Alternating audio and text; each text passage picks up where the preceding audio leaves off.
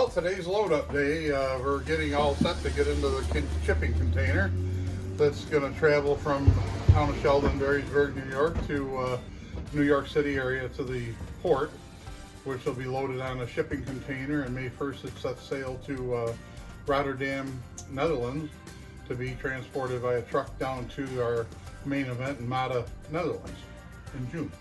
And why, Mary, I'm going to ask you, why are you doing this today? Because we were lucky enough to be selected by the European Tractor Pulling Committee to come and participate in the biggest event that's held in Europe, Maden. So we're pretty excited to be invited.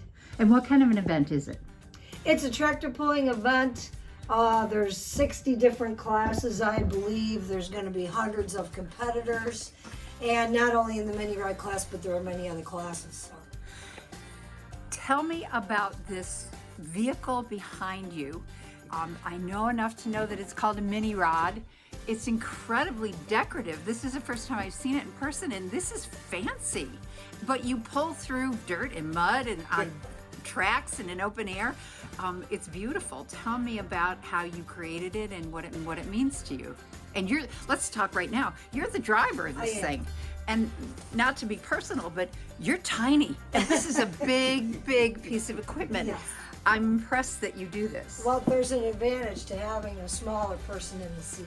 We can get more weight on the front end, which provides more of a fulcrum effect, so we can get all the weight on the back tires and hopefully make it farther than everybody else in the class. And as you can see, my husband, is a little larger, and we just, after going across the scales, because you have to scale it, you have to weigh in at every event. We're allowed to weigh 2,050 pounds with the driver in the seat.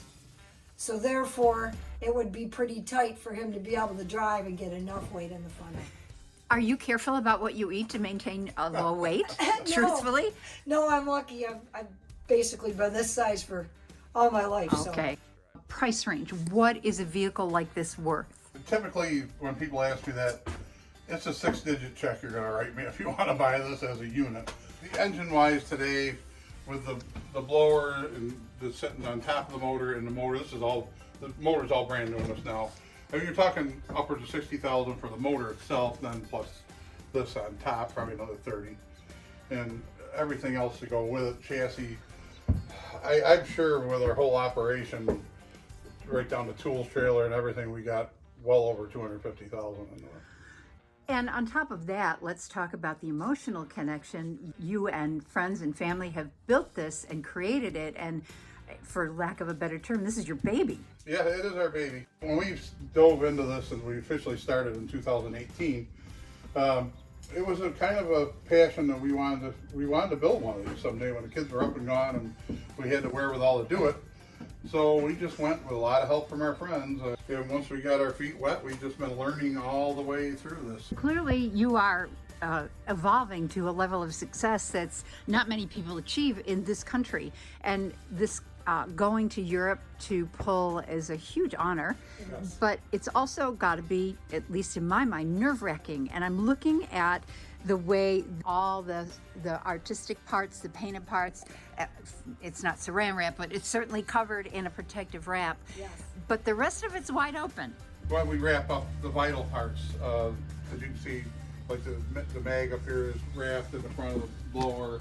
All our electronic parts, coil, points box, all our ignition data logger, everything we've had wrapped up to try to help keep the moisture out from the sea, salty ocean air, salty air.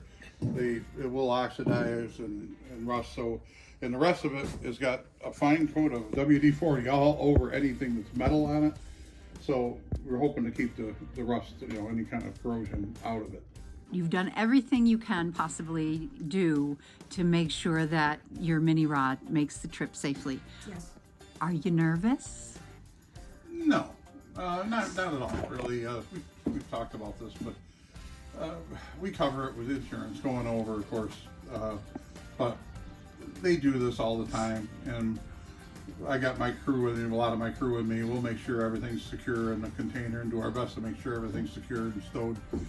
But yeah. I mean, it'll be a little bit of anxiety when we get over there. We're flying over the 10th of June, and we'll probably make it down to Mata around 11. So the first thing we're gonna do when we get there, and I'd be kidding you if it was any different, was Open the run to the container. track where they're gonna have our container dropped and open the door Yeah. and look and make sure everything's. So no one will touch this once it, No, once No. it's loaded into the container today and we close the door, there's a seal that goes on unless customs has to open it up or something, but no, it'll be secured in the container. and now all the prep, all the time, all the effort, all the money, all the planning, how will you determine if this trip is a success? To tell you the truth, I think it's a success already. Because just the fact that we've been invited is huge. They only invited 2 competitors from the United States, and it's Hans Boxler Jr. and us. So we're pretty excited about that. So that's a win right there, just to be able to compete there. Yeah. We just wanted to attend to watch, and here we are actually competing.